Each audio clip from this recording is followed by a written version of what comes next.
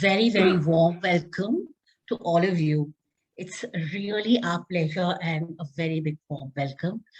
And first of all, I'd like to really thank the Cambodian Living Arts Foundation.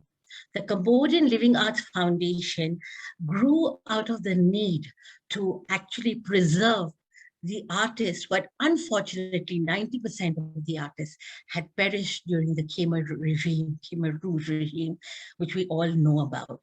So because of that, they decided to form an organization to revive the rich artistic traditions of Cambodia, which we can see in our speakers. Also, I would like to thank the Asian Europe Foundation, which is an initiative which also supports artists like us all across Asia and Europe with funding and opportunities to meet and interact. This has grown out of their support, and it could have not happened without their support. I, Gouri Nilakantan Mehta, I'm the moderator of this show, Unmasking Masked Freedom, or Creating Opportunities for Freedom of Growth. And here, by which we are going to be looking at masked practices in Thailand, in Cambodia, and in India, and how art and art practices are being done in Singapore. A little two lines about my company, Platform for Action in Creative Theatre. Platform for Action in Creative Theatre was founded in 2006, and we are actually involved in not only entertaining the audiences of Delhi and Gurgaon with our shows, but also creating new opportunities of growth by which we can train them. We are also highly involved in folk practices forms of India and researching about them. I would also give me a brief moment to introduce every speaker, and thank you very much for all your hard work. Our first speaker is going to be Gouri. Gouri is a contemporary as well as a traditional dance performer of Cambodia, the Lakhon Hall a Cambodian art dance.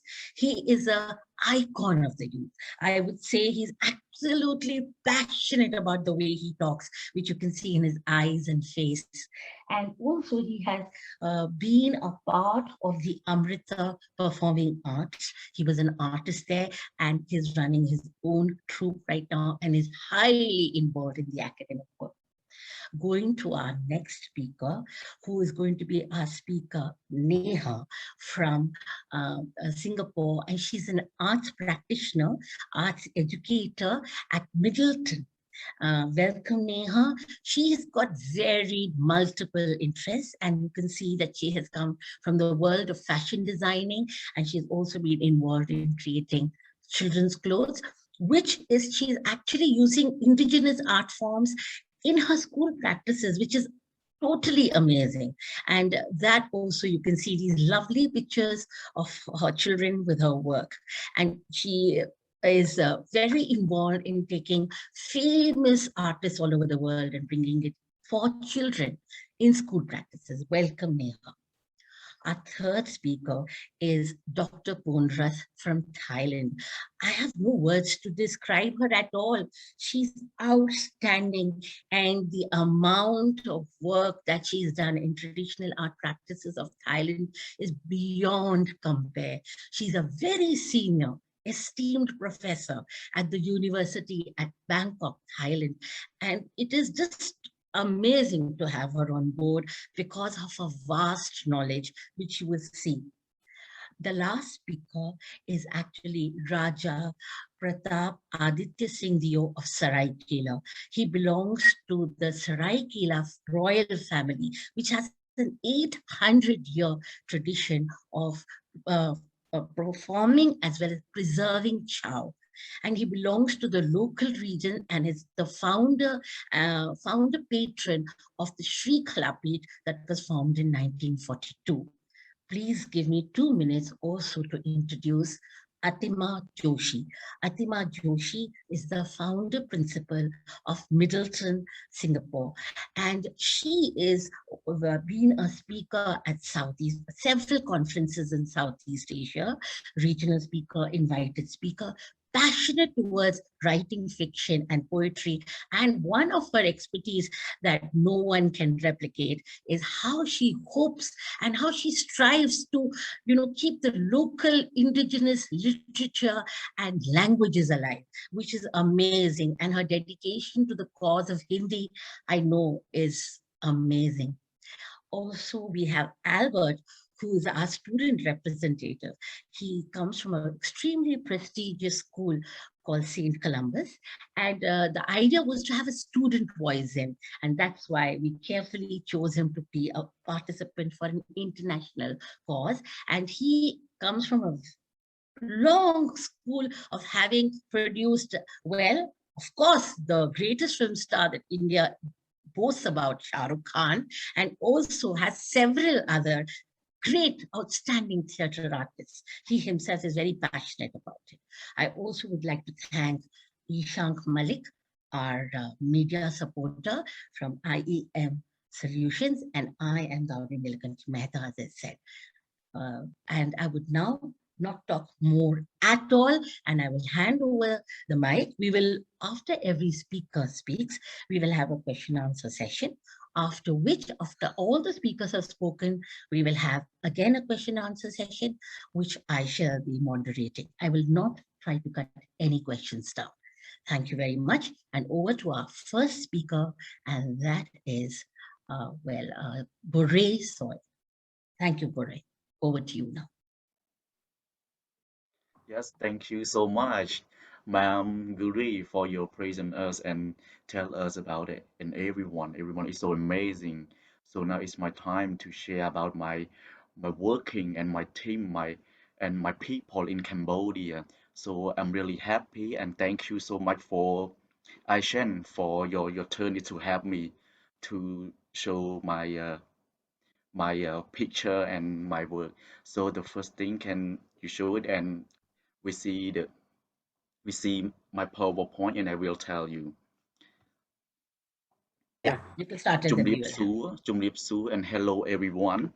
My name is Soy Chan Boray and I am an assistant artistic director of Lakhon Khao Youth of Cambodia.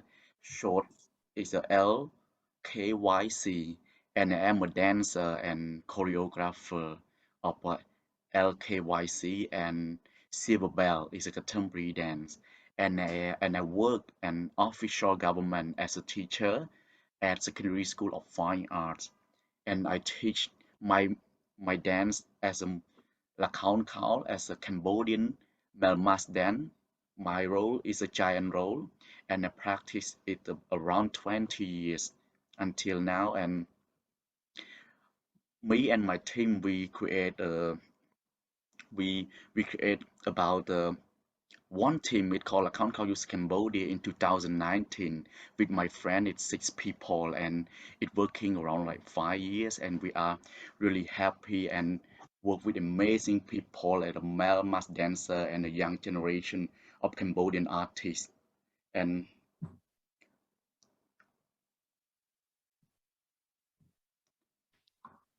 before I start in the situation of COVID-19, I want to add more.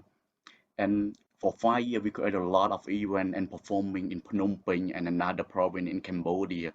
We happy that we make activity arts in Phnom Penh and a very smile from the Cambodian people.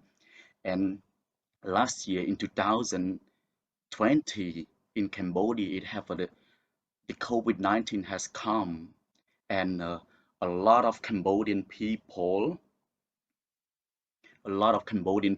they have a lockdown in home and a Cambodian artist they have a lot of sad about that situation like arts performing art or even a program is about the art in theater in everything is postponed and cancelled by month until now it's still canceled and postponed, and the Cambodian artists feeling sad, and they change a lot in this time, in this situation, and they low income, they lost job, and they lost their work, and they don't have a lot money, but they spend a lot of money with their family in every month until now. And like me as a dancer and my team, we are very sad when we heard from our artists, our dancer, and we always stay in home together, and we cannot help each other, but we have the thing that we always discussing about that, because we feel like me and my team and every artist, we are concerned about health care, because health is very important for us. But in this time, we have a we have an idea to talk by calling, by video call from Facebook or from Zoom, for everything that we can be. And the thing that we start for in 2020 is we took some photo of about mask. It's a account called mask, and we took some photo and we shared, and we have a lot of image of them, and we already created. And also we finding the solution is 2000 when after 2020 we find the solution in 2021. We all make a meeting by video call or Zoom. We discussing a lot, and we share our idea, our sharing what can we do, and what we going to do for this year and next year. And my team and I, we are going to make a Zoom and talking about the performing shoot dance, and about the live video Zoom teaching. And we are happy with that, because we have some idea to work it, like we work on like a video shooting, and wait, I have some picture, but now it doesn't see, it doesn't work. And we have a meeting with team, and we have a talking about performance shooting and live, like my piece. I'm a Lakantal dancer and contemporary dancer also. I make my own choreograph of contemporary dance, and it just a premiere last week about contemporary dance that I can earn for myself. And my team, they have their activity also, like they make their own business. Like for example, some artists, they make arts, like book painting for kids, for example, like that. And also it's a kind of our income also. And some dancer, they make a art sticker, like a mask and something like that. I just shared it. Yeah, it's something like for make our make a money for ourselves, to feel like better, because we're living in arts. And some dancer, they are sell food and drink, like a coffee. And some people, they sell food on social media, as you know, on a Facebook page or TikTok or Instagram. That everything that they can be is only that is the situation that we can use. And like we're discussing about promoting arts by for the next performing even in 21 or 22, for like a year and year, that we talk about every time when we meet each other by Zoom, or sometimes we talk in real, just like 1 or 2 times in months by real face, just a few people, because we have to make a space to discuss, because we have in the pandemic of COVID-19 now. And and also the next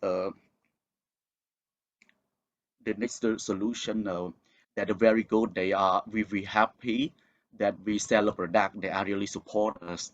They really support us about product, like a book, sticker, or like a souvenir, as a art, as a must stand. Souvenir art, and some photo also, some photo, and some like everything that we can make it, like the souvenir for the Cambodian arts.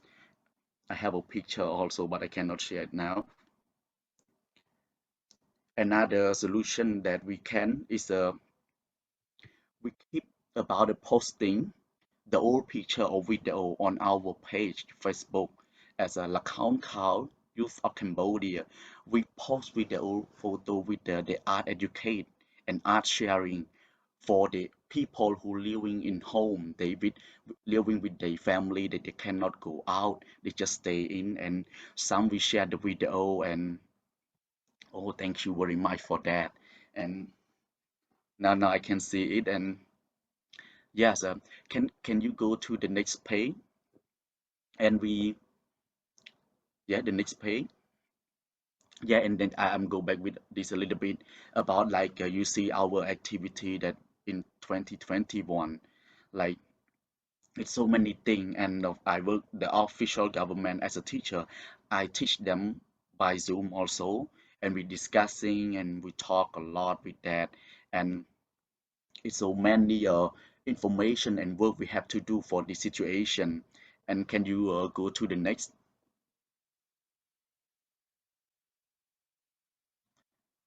Yes, you see the picture that some picture that made by from our artist as a as a photographer, and some are making masks, and some are make a book painting, and you see the logo of the Khmer lang- Khmer language. Khmer letter is about they sell a food and drink in their home, and this is a very good for us that we see we have they own have our own way to earn money from self, because now art is we don't have a performing, so that is the way that we cannot find own money. And to the next one.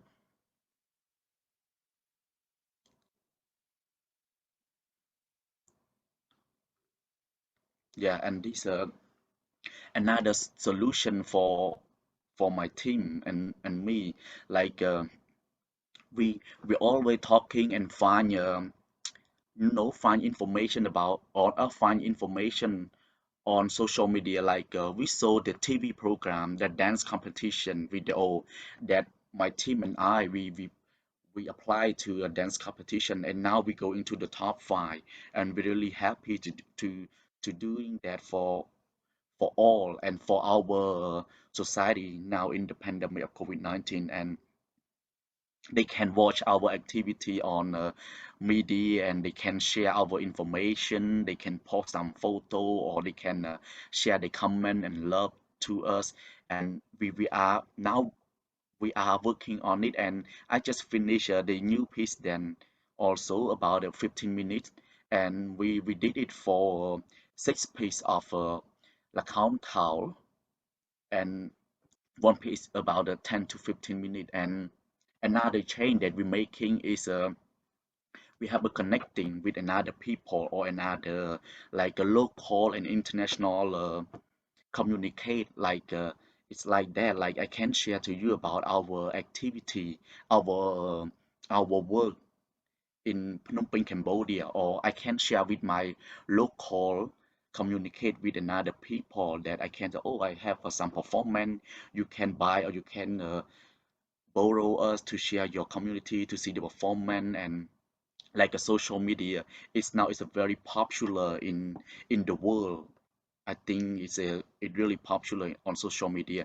And we together we work as a team. We work by phone, or sometimes you see the picture that we making on we making on a video, and sometimes we meet together in one place, like as an office. and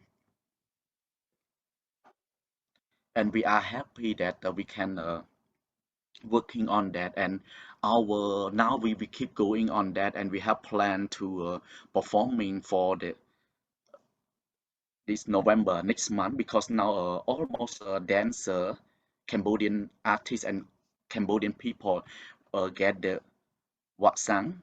We already done with that, and so we feel more free. But we still work on social media, like a video calling. We cannot meet together a lot of time, just a few time. And we're making a new piece. It's about the account called performing art. It's a long like 40 hours or one, oh no, 40 minutes or 1 hour. we will live video or premiere on social media, but we're not sure about that. We will work in with the technical and about another people that they skill on that technology. Yeah, you go to the next,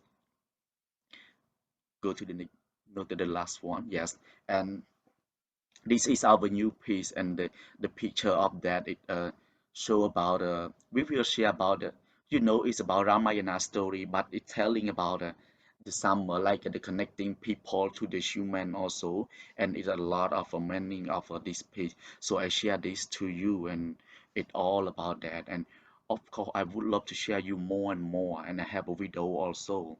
If I have time and more time, I will share you about the video, our activity, and yes, this is my information to you everyone, and thank you so much for your patience to give my time, and thank you so much.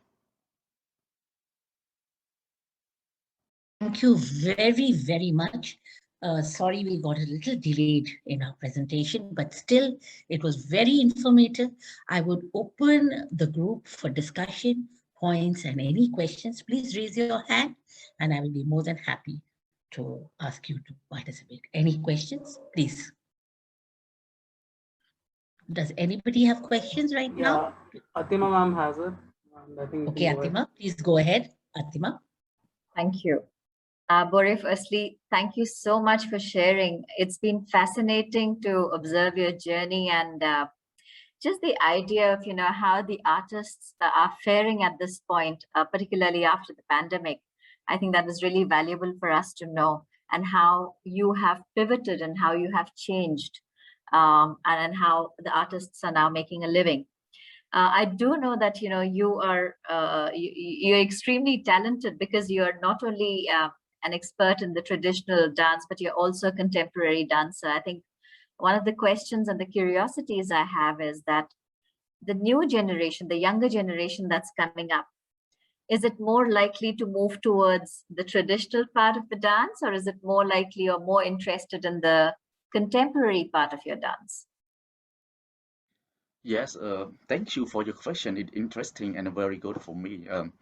Like for me as a traditional dance, now the new generation, they popular on a modern, everything is a pop or modern, like a temporary dance or K-pop or do something, and every like a sharp in mind. But for me in our community is we making a both side, the traditional and modern together. Like our event that we making is about the evening you perform in a traditional and classical performing, but in the night time we make a disco dance with the music, with the original song. Yeah, or sometimes we put the music like a K-pop, or do something make it happen for them, because they feel like the young age they always like be happy.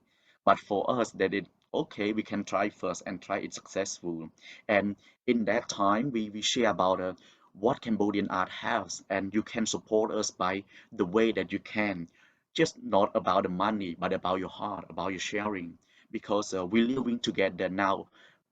Nowadays we're living together, so as a humanity, as a Cambodian, you cannot support or you cannot, it's fine. Just that is the thing that we can share.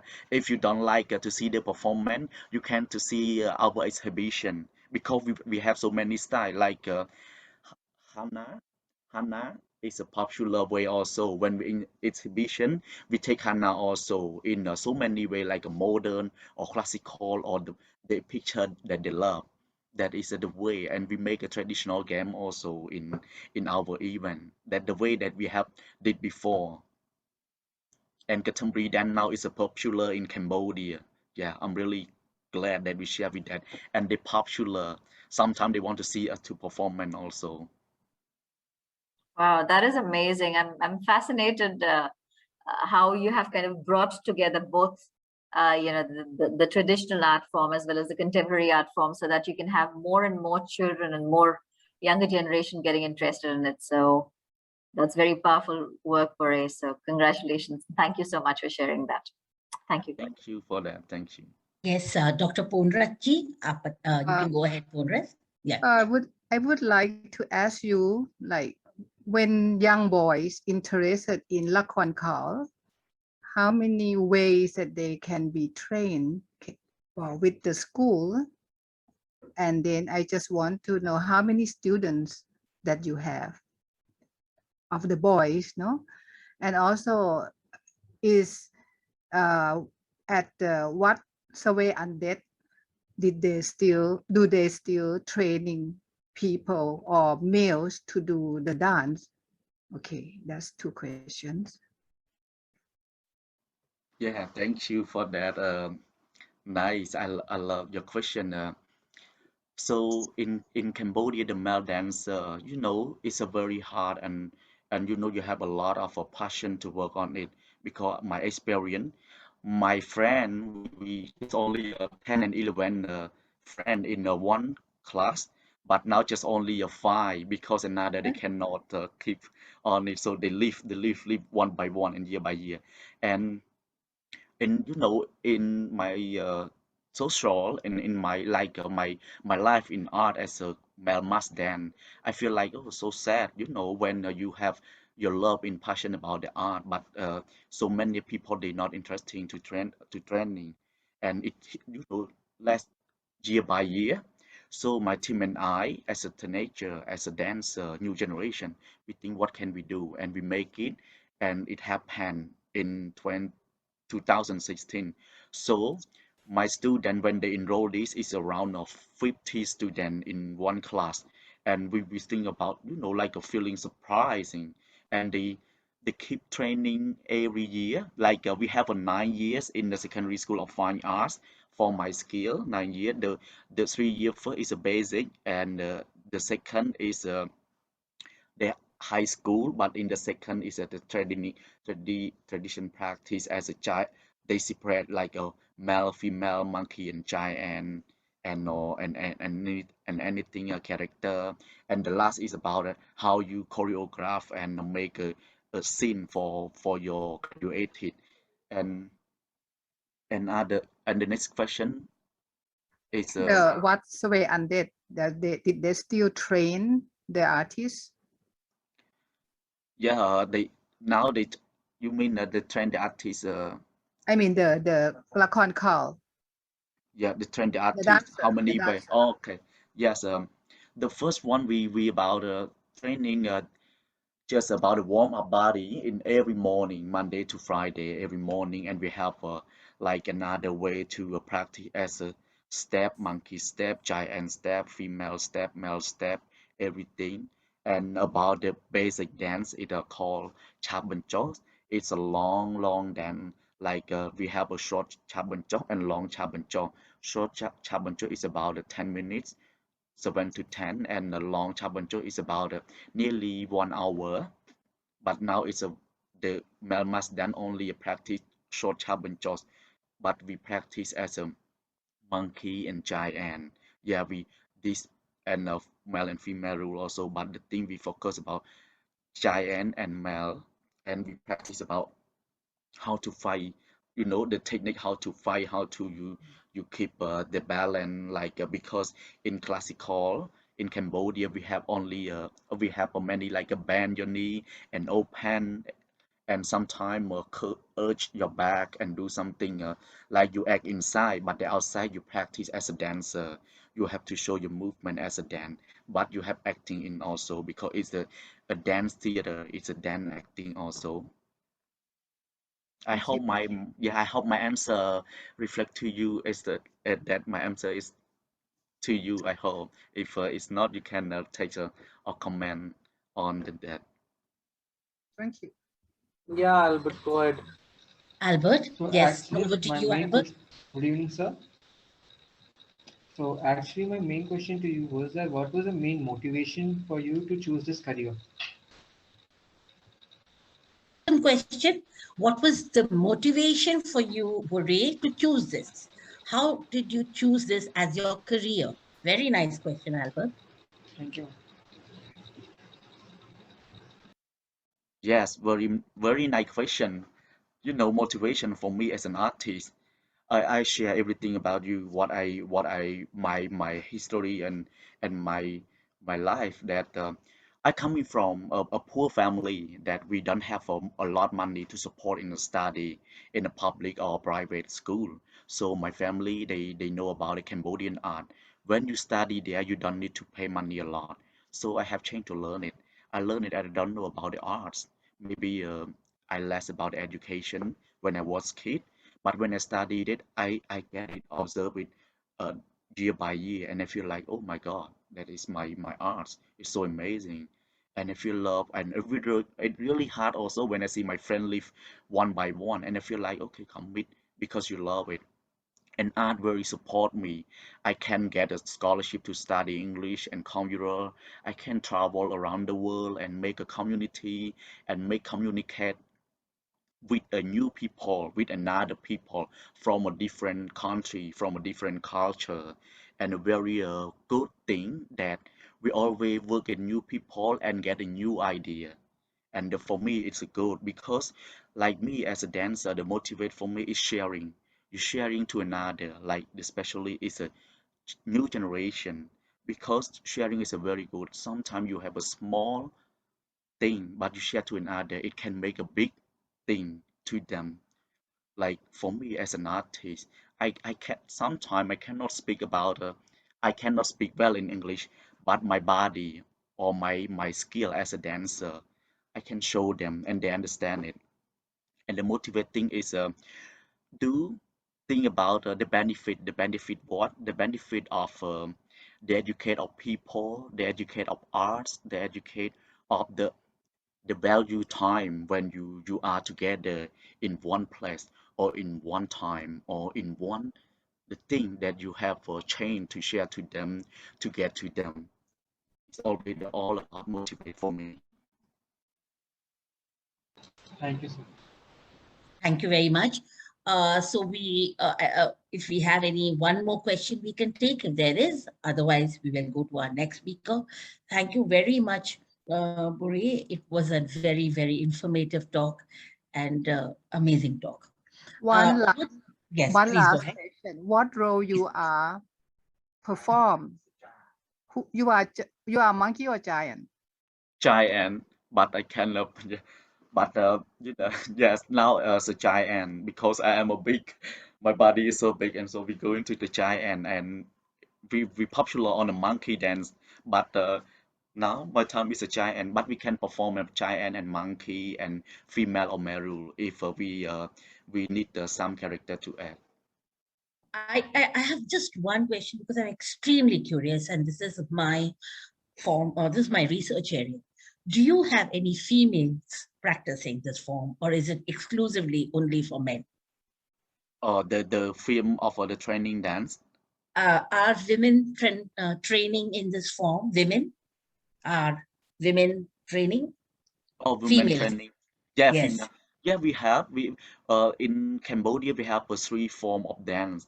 The one is a classical, as you know, royal ballet of Cambodian, and the second is a folk and traditional dance, as like the everyday life of the people live in countryside, and they make a piece dance like a peacock dance or coconut shell dance.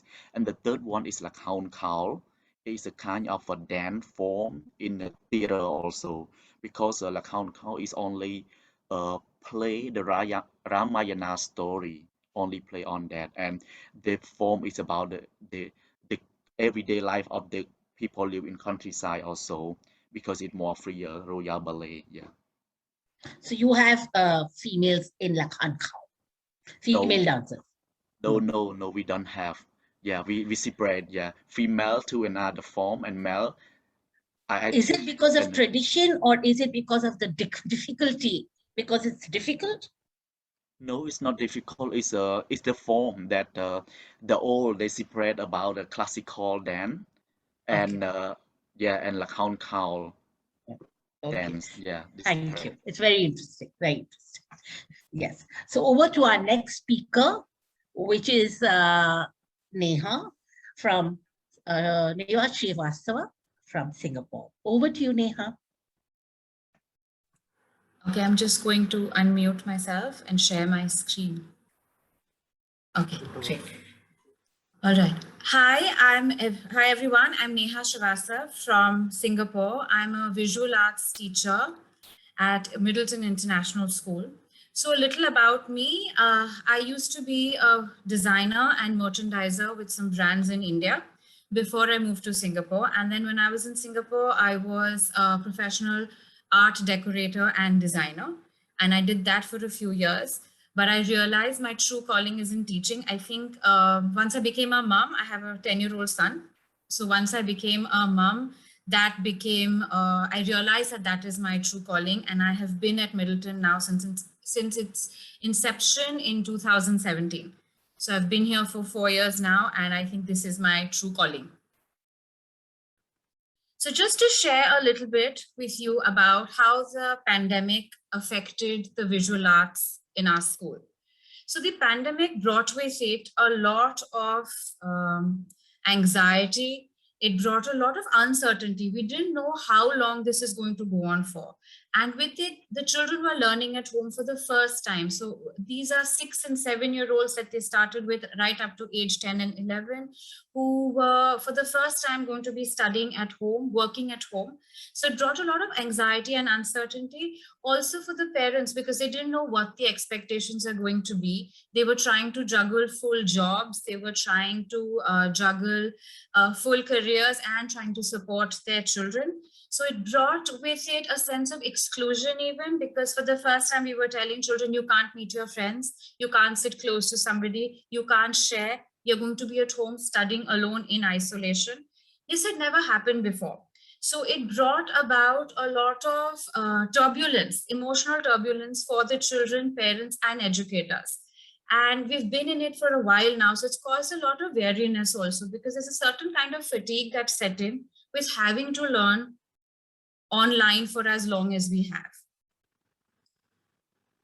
So some of the challenges that we faced were when we were trying to think about how we were going to, how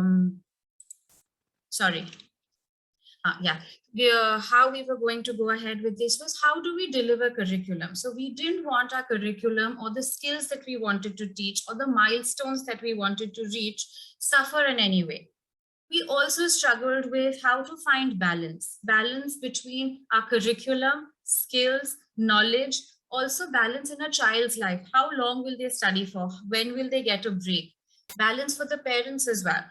So that took some time to get used to. That was a challenge when it came to delivering curriculum online for the first time.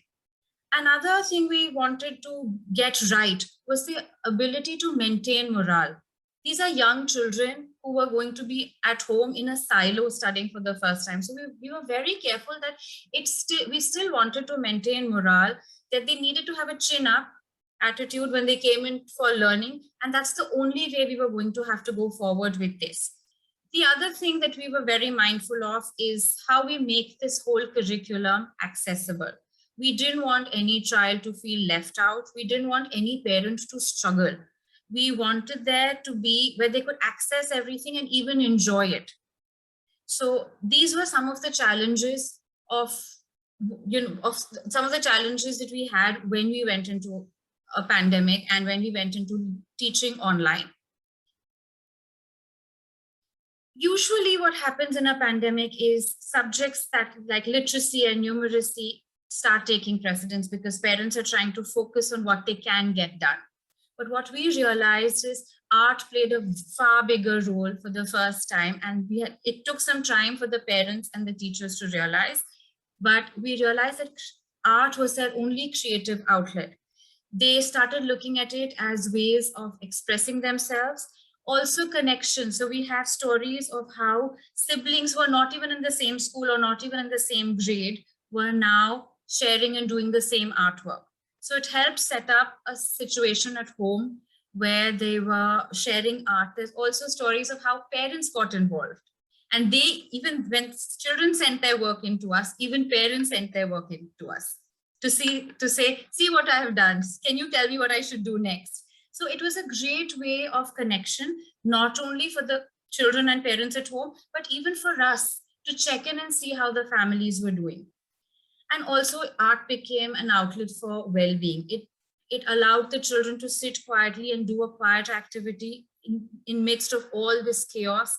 It also allowed for them to center themselves, and it also allowed them to know that they could start something and finish it when everything else seemed broken up. So that the rest of their lives was fragmented by all that was happening or not happening around them. But art allowed for them to have a sense of accomplishment, a sense of progress. And I think that was the role that art played for primary school children during the pandemic. So some of the things that we considered when we launched our art program online in school, we were very careful of our technological considerations. We didn't want to start a video or an app or a software that wasn't accessible to everyone. We wanted something that was easy for the child to access, and these children all know how to use apps and the Google platform today because of the user interface. So we wanted to keep something that is technologically accessible to the parent and the child, which was intuitive in nature, that didn't require too much of hand-holding by the parents, because we didn't want it to be a situation where the child is sitting but the parent has to be there the whole time, because we wanted them to be able to access it on their own. So we were careful about the technology we use, and towards the end we went for pre-recorded lessons for art, because that means they could access it over a long period of time. There were no deadlines, there was no submission date. So because it was pre-recorded, they could go back to it. And that's why we find parents and siblings have gone back and done projects. So I think that worked in our favor. The next thing we wanted to do was to reduce the burden on the children. So we started doing transdisciplinary projects, which meant that I would coordinate with the homeroom teacher and see what they were doing in English or math, and then bring that knowledge in. So what happened is the children had a vast bank of information and knowledge, and they had to bring that in and then create art. So this is a grade 3 example of onomatopoeia words.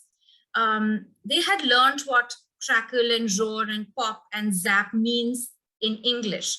So when they came into art, I basically told them, what would you see around them? When you hear the word crackle, what is the image that comes into your mind? What would you see around the word crackle in your mind? And because they had done it in literacy, because they had used it in English, they had the vocabulary around each of these words. And so here you can see the crackle has a tent and a fire. And the roar has, tiger stripes and leopard dots and trees in a jungle. So they knew where this word would be seen and heard. And that only came because they had this storehouse of information from their homeroom teachers. The other thing we worked for was to reduce and simplify the lessons. So this is an artist called Monjian who worked with this grid-like paintings, and he used only primary colors. So on the left, you can see there are images that have electric tape in it. And then the right has just lines. So I had to take a step back and realize, what do I need them to know? I need them to know primary colors, and I need them to know how to compose a whole picture. What is the composition like? How many squares would be red and how many would be yellow? And I managed to accomplish this even without having to send parents out to buy electric tape or have students do very complex cutting and sticking. So this was how we still taught what we wanted to teach. We still hit all our milestones, but we simplified the lessons, which made it accessible to the younger children. Student voice and choice was something that came out really loud and clear in the pandemic. This is an artist called Akram Baldo. This is a grade 2 project. And here you can see examples of watercolor, color pencil, and actual fruits and vegetables from around their house. So they still learned to do faces and portraits that we needed them to know, and they used fruits and vegetables, but the method that they used was really their own. And I think this was when we could really see how the pandemic allowed for more choice and more voice. And we allowed for that and even encouraged it as we went along. We had to pivot the lessons. So this would have traditionally been a collage piece of work. But the big idea behind this was to teach the children symmetry in insects. That was what I was trying to accomplish here. And though I would have done collage earlier, they still allowed me to do it. So we created these painted papers because I realized parents would go scrambling looking for magazine sheets and glaze paper and all these other kinds of textured sheets. And then that's not fair to the parents. And it's not fair to the child who picks up a laptop and sits in front of it and then realizes I don't have the material. So we just went ahead and created our own material. So I'm like, you don't need to have the material, just create it. So we created all these painted papers and I still got to teach them symmetry. So that's how we pivoted lessons to still accomplish what we needed to accomplish, but we changed our materials. We wanted to make the resources accessible. Art tends to be a very resource-heavy subject. So I wanted to still teach them the skills that they needed to learn. So in this one, they needed to learn how to sculpt. Ideally, I would have probably done air dry clay, but I didn't want to send parents out in the middle of a pandemic looking for air dry clay. So we made these huge giant donuts out of newspaper and white tissue paper. And I still got to teach them how to sculpt. I still got to teach them how to visualize an end product in 3D. And we just made the resources accessible with what they would have at home.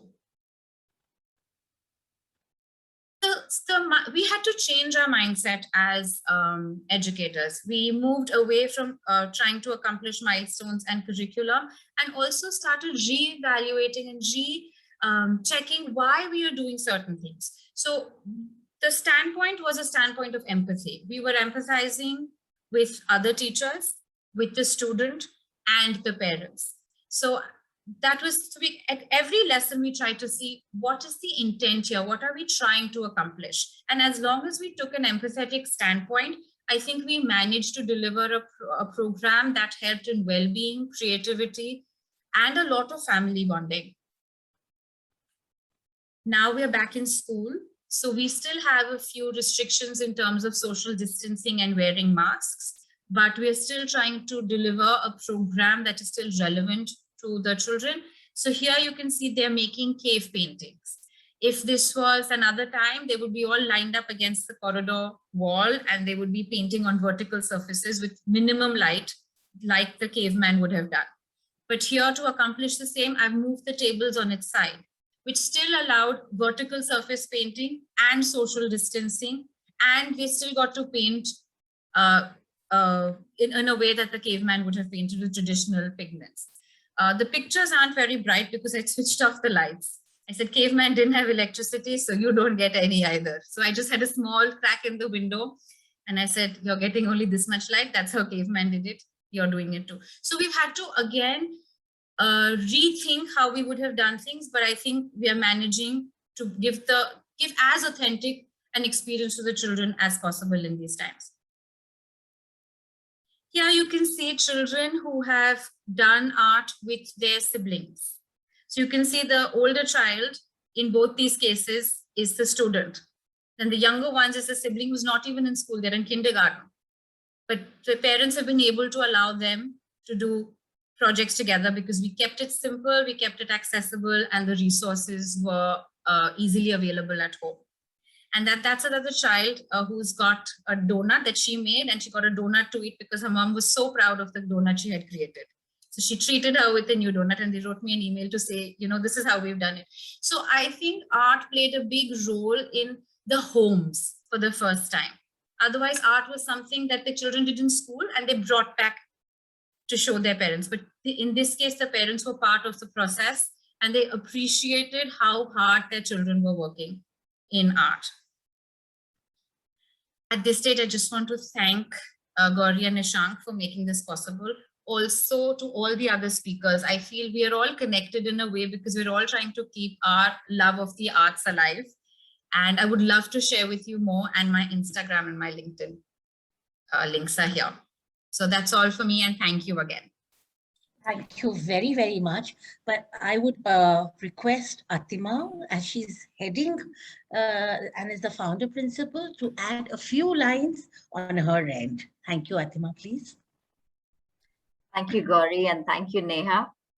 I think firstly, I would just like to share how proud I feel every time I see this artwork done by our children.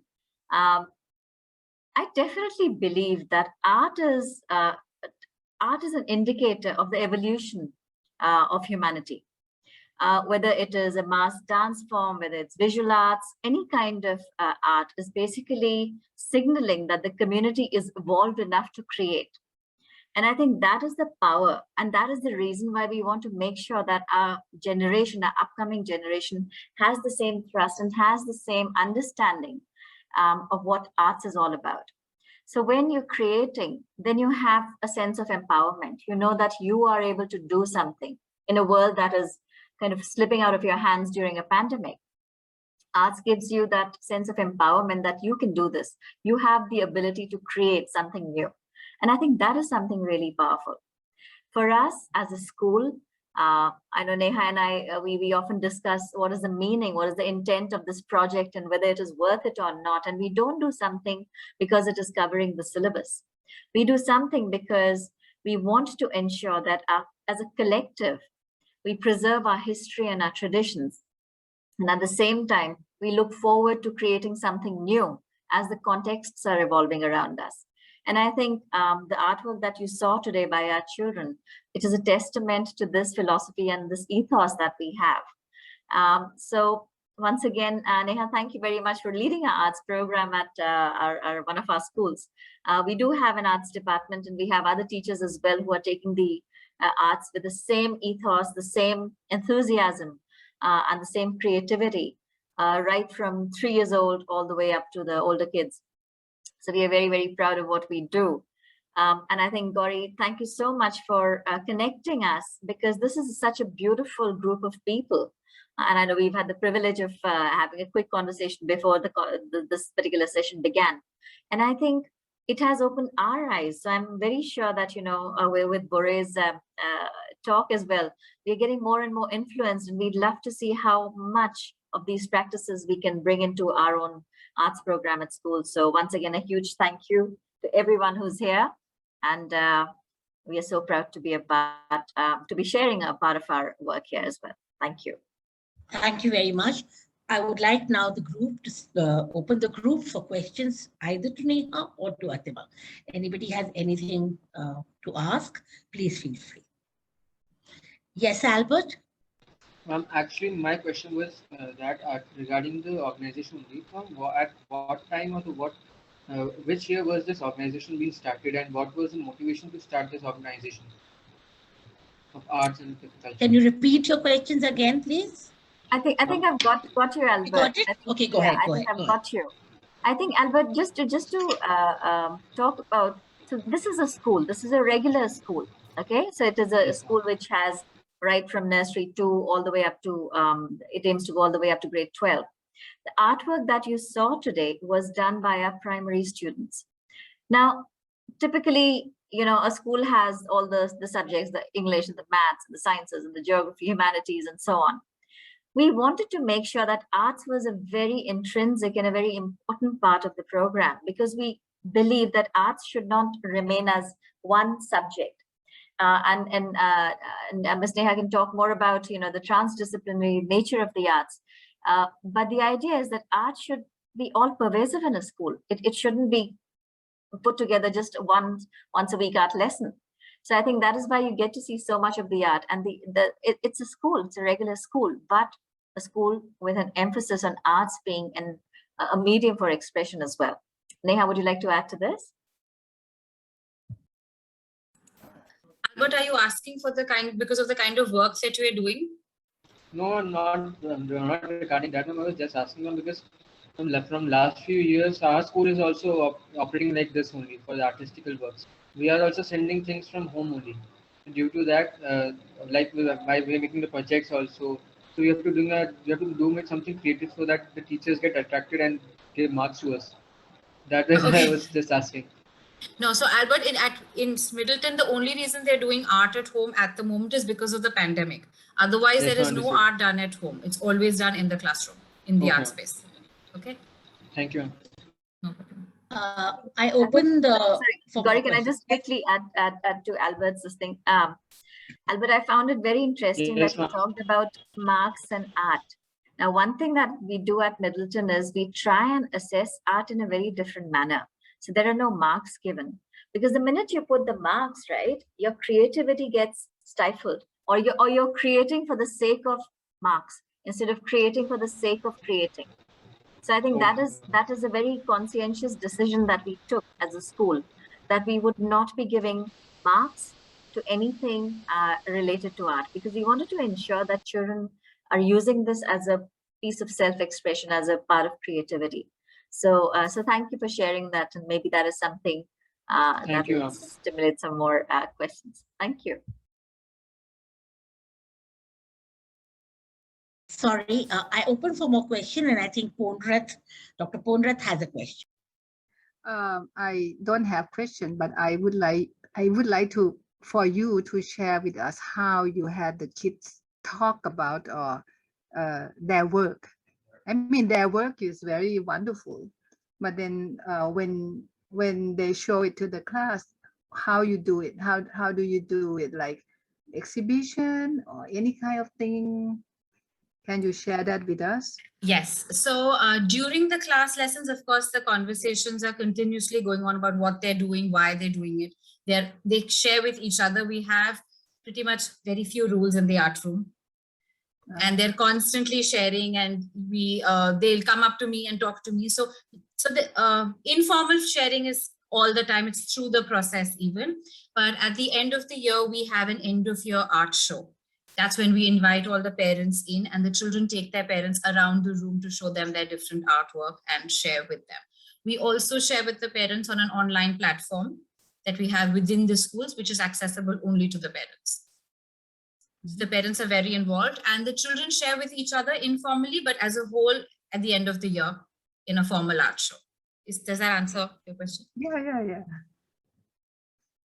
I think Thank you very much. Yes, yeah, are there any other questions?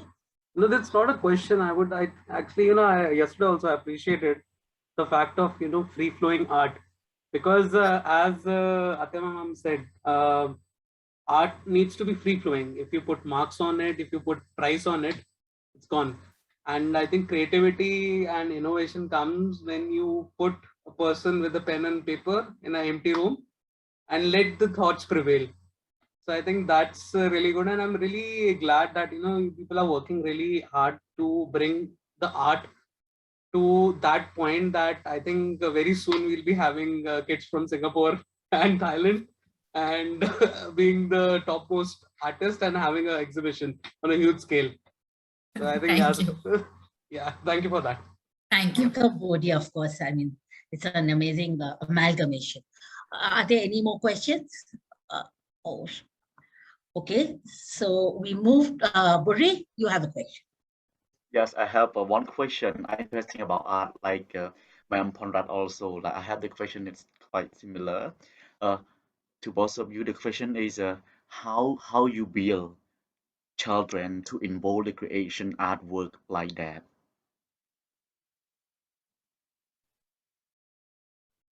Yeah, can you hear me now? Yes, okay. So we teach art and artists from all around the world. And we also teach Asian artists, but it's also very inspired by what is happening around them. So if during Chinese New Year, we would address the Chinese style of art. So we talked about Ming vases, and we talk about the dragon masks and things. So it all depends on what is happening. But yes, we teach Asian arts from Asia all the time. And very often it is integrated into either an art education perspective. So if I'm trying to teach them primary colors or space or things like that, which is very art related, or it could be related to what they're doing in the classroom. So if, for example, they were doing Egyptians, the grade 3 was learning about Egyptians. So then we looked at how cats were mummified, and we looked at cat posters on papyrus and how we did cats. And then we studied how they were mummified, if they were mummified. So in the similar way, we also bring in Asian arts to our classroom. Is that? Thank you. Thank you very much. I think, yeah, Gouri, one more thing that we'd love to share with you is that we focus on relationships within the classroom. And I think for us, that is a very important way to understand where the children's thoughts are, and what are they thinking, where are they coming from, what is their background, if at all, what are their emotional states. And I think those relationships and that free-flowing conversation for us is really important, so that we take what they're already coming in with. We don't just superimpose, but we take whatever they're coming up with, and we have them actually express it themselves as well.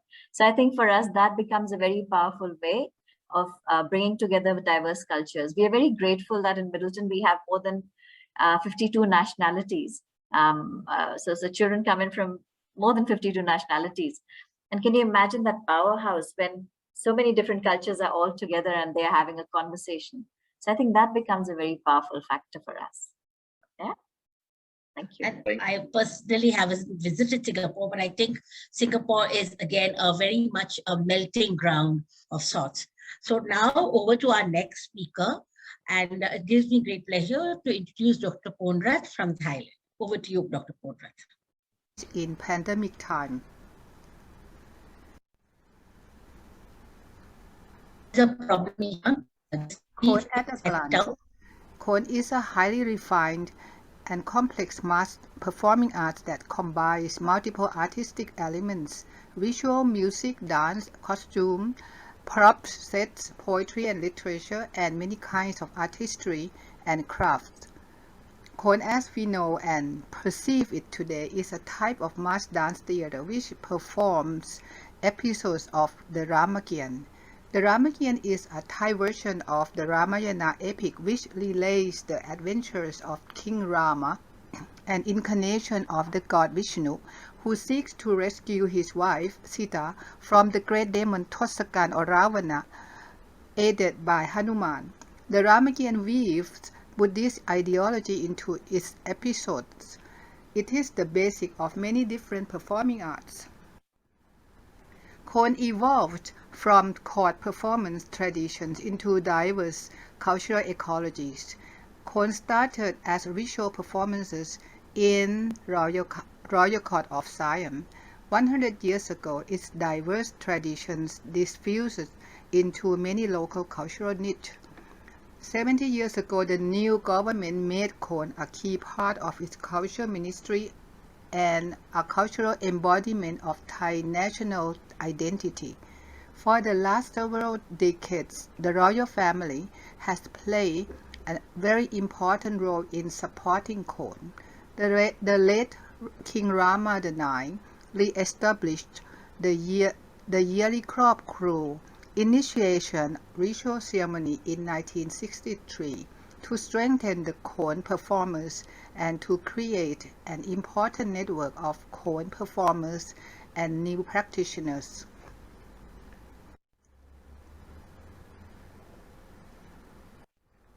The Queen Sirikit Foundation revived Khon artistic crafts and promoted training in Khon for all.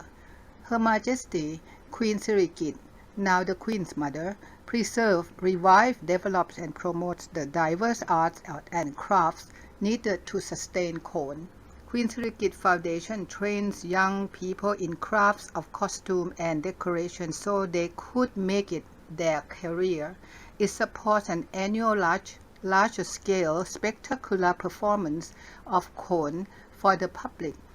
It was cancelled for 2 years due to the COVID-19 pandemic. Help make one form of Khon into a high art, elaborated with new technical designs to become spectacular performance events.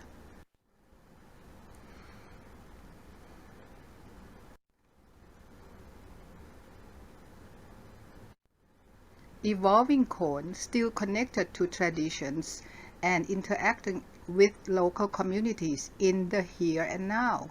Khon performance inspired other performing arts forms, remade into Khon Sot, a folk form of Khon where dancers sing and dance, all the characters wearing masks to expose their face so they can sing and interact with other characters.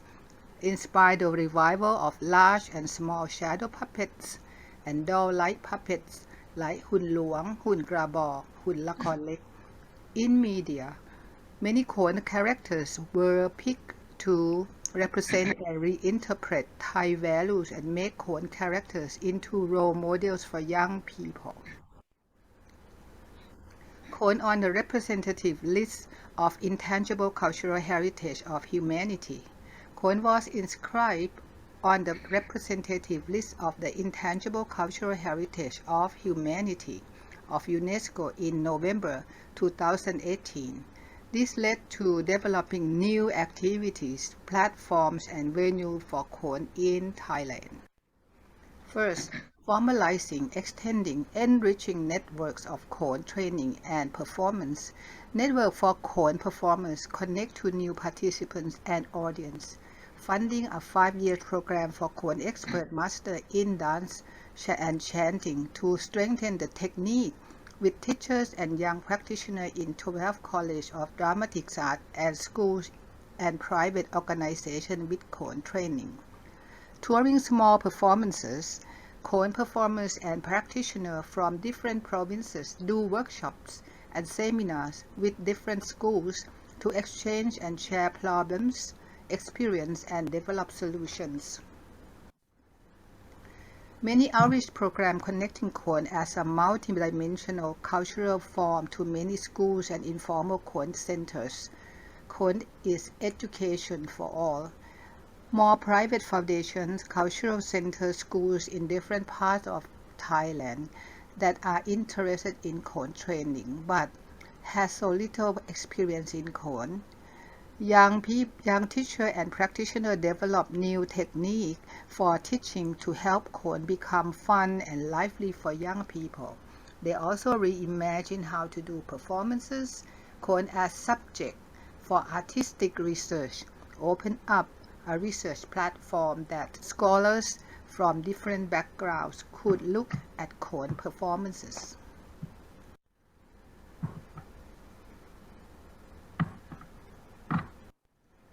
Promote Khon through new media like TV shows, cartoons, films, and link to popular cultural forms. The Ministry of Culture supports Khon Archive project. It provides people with access to materials that give a background to concept and how Khon functioned in the past and how it elaborates into contemporary world. Include example of Khon in many times, past and present. Animated film Ramavatan shown in theater across the country. This film showed the birth of Rama animation based on the wall painting of Wat Phra or the Emerald Buddha Temple. Ramakian as mass dance in literature to visual arts and help youth realize their connection. Private funding and partial support. Cartoons and film where artists reinterpret Khon and the Ramakien. Support local venues in local community link with social media. Khon performances in schools, school clubs are new platforms that let young people to train Khon in all characters that interest them. Many young girls love to train in giant and monkey's role. Mobile Khon and contemporary Khon storytelling is supported, reorganized by school as valuable. Communities are involved with universities that teach dance and theater.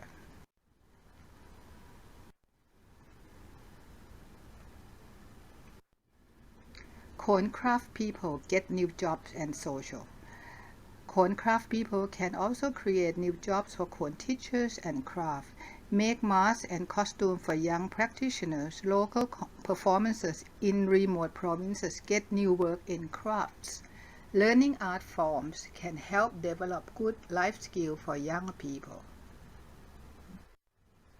To make Khon sustainable, we can see the above developments as creating new cultural ecologies. Thailand has sought to evolve Khon to keep up with changes. A key new concept now used in Khon practice is making new living platform for Khon. Training and performance making could become more inclusive by interacting more with participants and be seen and practiced with new understandings for new audience.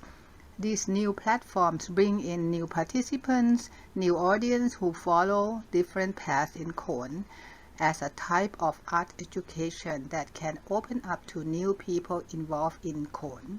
These new platforms for Khon are compiled and alive and can be interpreted as interconnected cultural ecologies.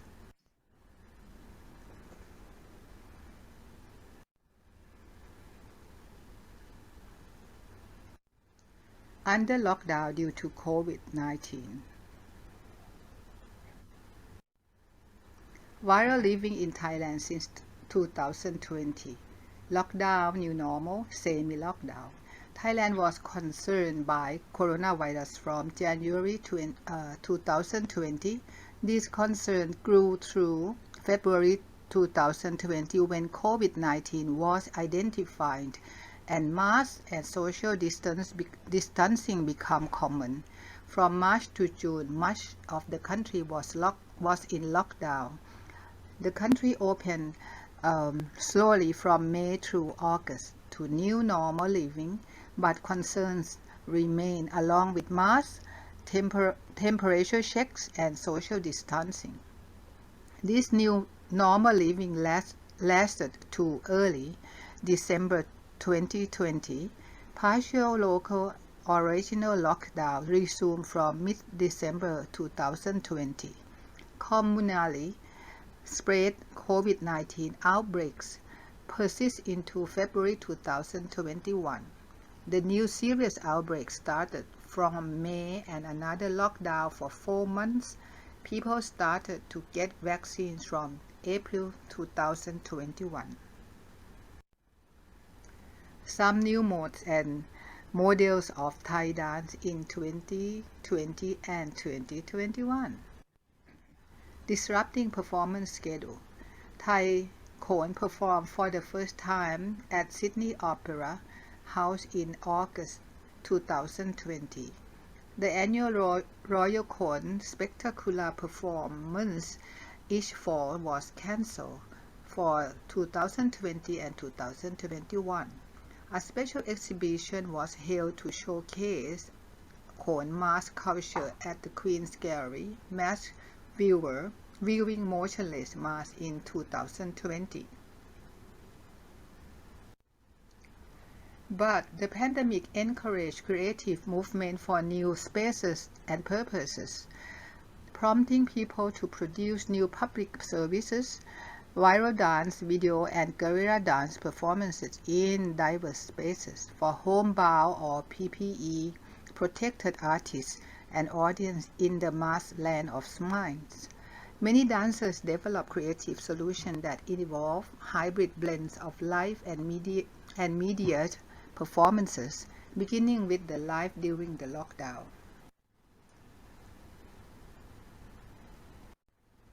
COVID-19 became a time to reimagine Khon. New knowledge of Khon needs search and research. The Pichet Granchun Dance Company, which bases in Khon, rehearse new routine and perform in public space when possible, but spend more time exploring the possibility of sharing live performance online, performing live and in person when possible. In a time of no performance, seeking new dialogues with and question for Khon, what could it be? Supported by Ministry of Culture, led choreographer and dancer Jiti Chompi research with Khon artists, a dialogue aiming to bridge the old and the new. Knowledge from Khon masters by interviewing many Khon artists with demonstration and discussion.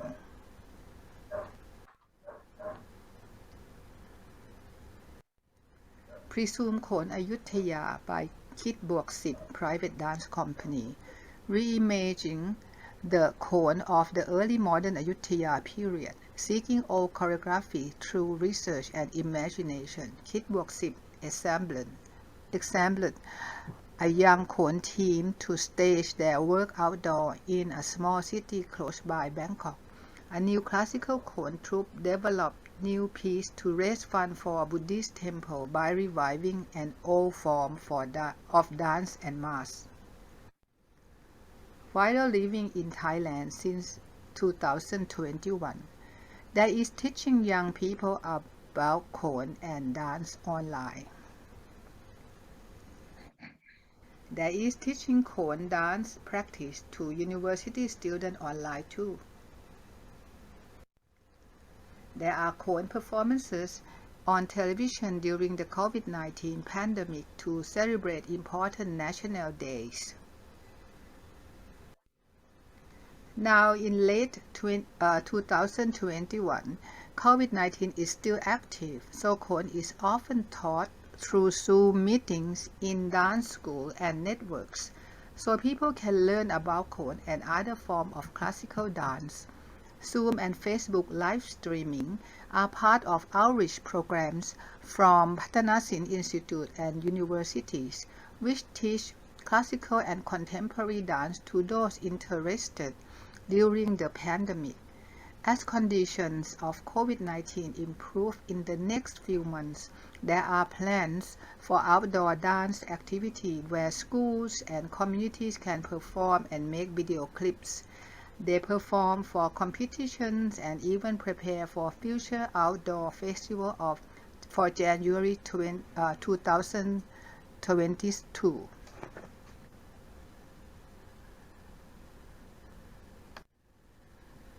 Thank you. Thank you.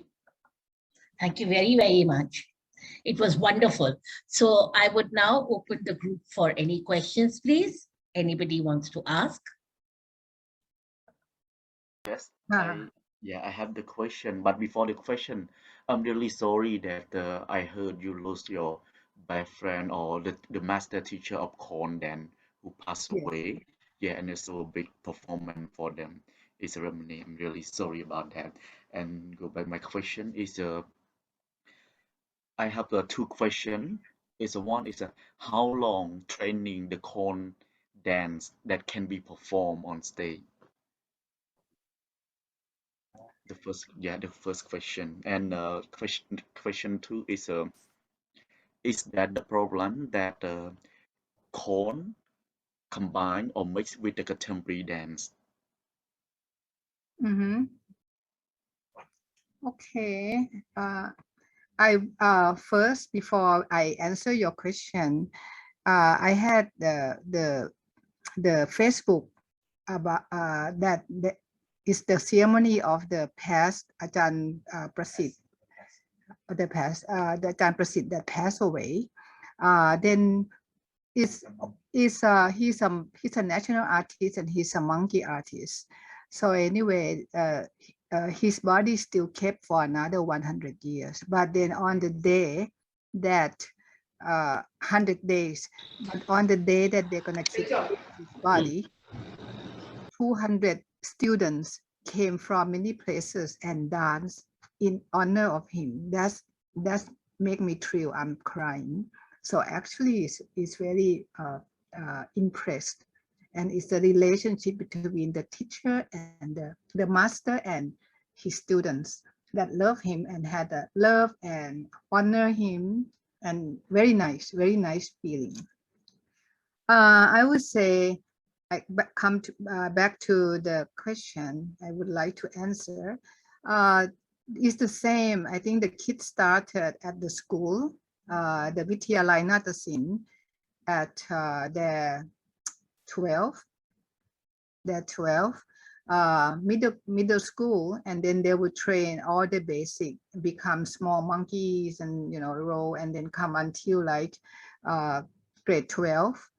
Then they can go on into at grade 12 they can dance as a monkey, as a giant, as a pra and nang, I mean males and females, and then they can even go beyond that into graduate, I mean like undergraduate, and get the degree in dance right now. And then they can also continue to master and now PhD and then become a dancer, or then become a teacher, mostly become teachers. And then dancer, if the government hire them to be the artist of the government, then they have the career as an artist, or else they become cultural workers, and also master teacher in universities and also teacher college. So that's the way of the artist.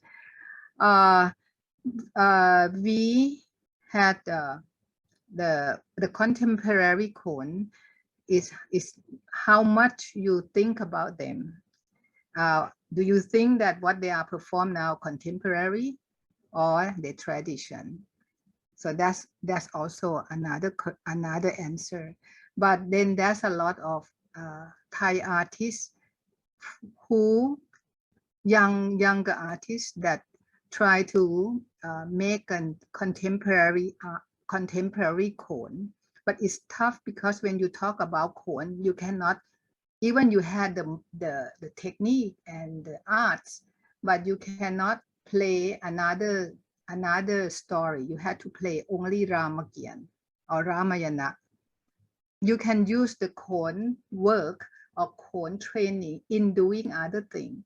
So then you become a contemporary artist. Pichet Ganchun is the maybe first generation of this kind and still working. He's 50 this year. I'm sorry, I tell you his age, but he is 50 this year.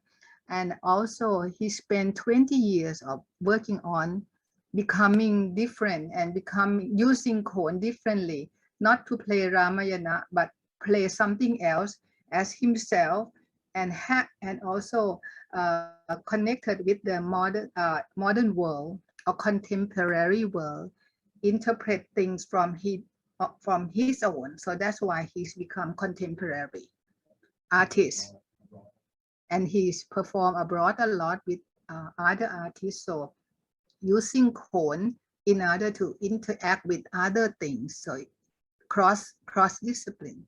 So his work become contemporary. And Titi Chumpi is he's a modern dance trainer, but he just turned to interested in Khon, and so he started doing that.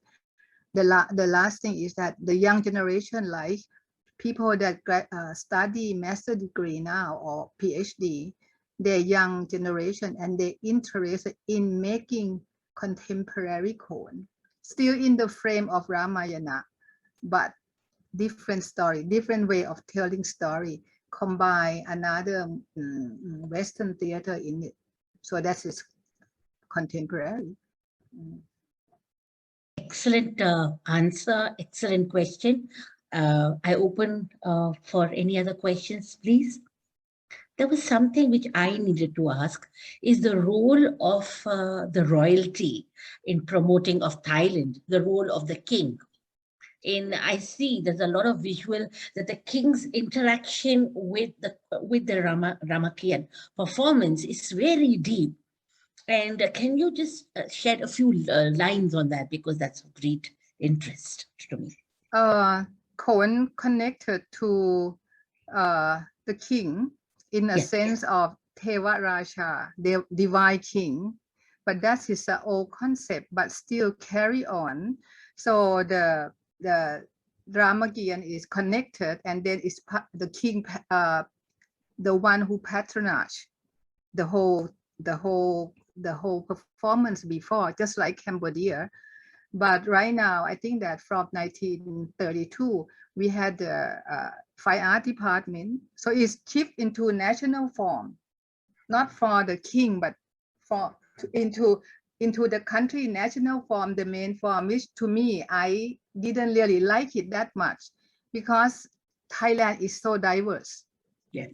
So when you had national form, it's the only thing that be supported by the government. Why another thing, Noran, Northern Molam is more, and then it's not national form. So this is a national form. Anyway, the King Rama, the former king, the Khon itself is facing death.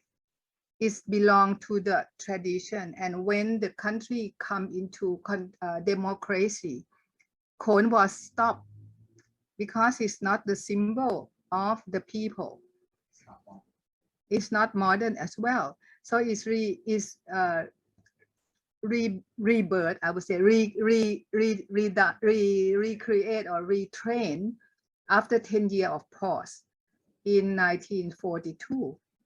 So it's retrained, and the master who passed away, he like the first generation that retrained by the fine art department. So it's a national form. It was like every traditional is not living well. And King Rama IX with the crop crew or the pay respect, he just remake it to be accept, to be like by the king is accept and connect in 1963, that the king pay respect, pay some important role in it. And it's still not so popular. It become popular again because of this thing called the Royal Spectacular Performance, which started 10 years ago, with all this design, with a lot of light and sound, and make it big, like you go to Lion King, just like that. It's make it very fantastic to see. And the costume is the old style of the tradition. So with that thing, what does it make? It make Khon come back for the young generation. And every kid, even you are far away in the rural area, you want to play Khon. And then right now, when they're gonna do this Royal Khon, they are audition the kids from all the country to come and then train. And then so it made that fine art department not only one that had the right to do it. You had to have the kids from other country, other city, who might be better. Better monkey might be in the faraway place, and so then it's become very, very popular now. Everybody want to do Khon, and even like the Khon Sot, which is a folk form, everybody want to train some. So it's become popular these 4, 5, 6 years. It's amazing. It's amazing to see the kingdom involvement, the transition to a national culture, and now it's getting so popular within the hinterlands. And that leads us to, you know, something to do with a very good transition to Chow. And I would like to invite our next speaker, Raja Pratap Aditya Singh Dio of Saraikela. Welcome on board, sir. Over to you now. Okay, Chow. Thank you, Gouri, for giving this opportunity to speak. And when I hear to the other speakers, there is so similarities between the Cambodia, Thailand, and now the India, the Chow. And lastly, it is really a pleasure that I was just hearing how the Thai royalties used to promote, how they're used to play the roles. It's quite similar. We might be in different countries, but the background, the patronage, everything is so similar. I'm Pratap Aditya Singh Dio from the royal family of Saraikela. It is my pleasure to meet you all, and I thank Gouri for organizing this meet. The Saraikela royal family is around 110 years old dynasty. It was initially in a place called Podhat in India. Now it is in Jharkhand. And from there, we came down to Saraikela in 1620. And this Saraikela royal family has been attached with this Chow since centuries. The Chow, the people say that it is a martial form of art, which is the words derived from the Sanskrit word chaya. It was a shadow. Or some people say it is the Chowni, that is a cantonment, where the army used to, the Saraikela or the army then used to stay.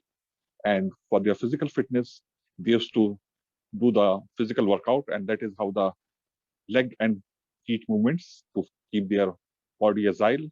That is how the basic thing was there. The basic grammar is the Parikhanda style, that is the sword and shield dance. And that is how the thing is to continue. As I say, it's a martial or camouflaging yourself. But when in the army, you either paint it, you put on a cover your face with something or other, by leaves, by wood or something, so that the enemy can't see you directly. So that is how you should think that there. But as the time proceeds, the army is not required, and the Saraikela family went a step ahead from the martial form of dance, the Chow. They used the physical fitness, the leg movement, the body movement, and everything, and converted into the present day of Chow, which we see today. There are three types of Chow, I would like to say. Saraikela Chow is the mother of all Chow, where we put on a mask. It is a softer mask with a lot of the headgears, the costumes, and everything is being there. And there is another style of Chow that is Mayurbhanj Chow. The Mayurbhanj Maharaj requested the Saraikela royalties to send a Chow guru to Mayurbhanj in Odisha so that they can teach this Chow. But when the guru went there and taught them that Chow, the Mayurbhanj Maharaj want to discard the mask and they painted their face. So the Saraikela Chow is having a mask. The Mayurbhanj Chow don't have a mask. The other form of Chow is the Purulia style of Chow. The Saraikela Chow is a software which fits your face and everything. But in the Purulia Chow, the mask is a bigger mask with a lot of things are there, and it is an acrobatic style of dancing. So these are the three main school of Chow.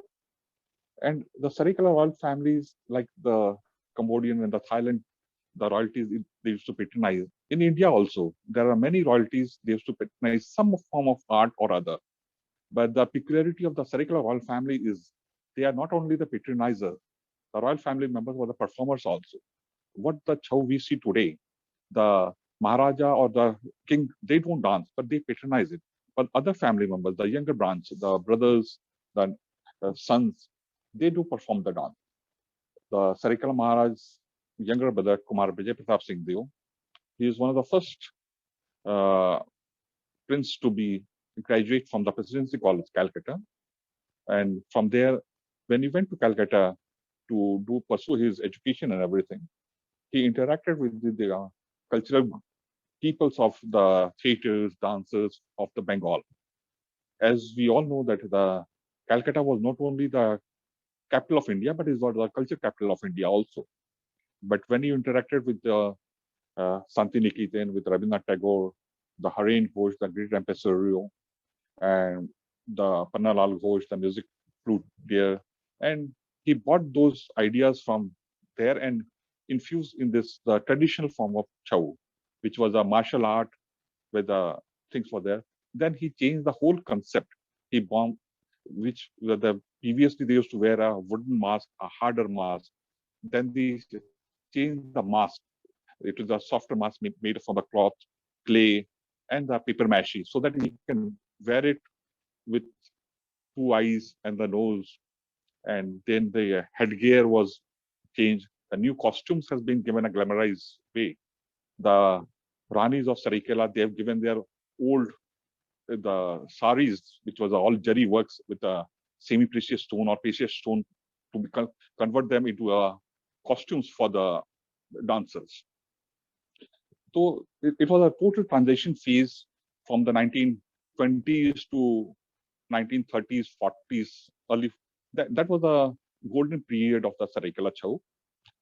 And because another thing is, the Saraikela Chow, once you put on a mask, there's no difference of caste, color, and creed. People of any caste, they rub the shoulder with the higher caste or lower caste. So it is a very peculiarity. So that is how, when the father of the nation, Mahatma Gandhi, was on the movement, along with the independence movement, there was an eradication of the untouchability in India. Srimati Sarojini Naidu, the Nightingale of India, she has seen this dance at Saraikela. She requested Mahatma Gandhi to come.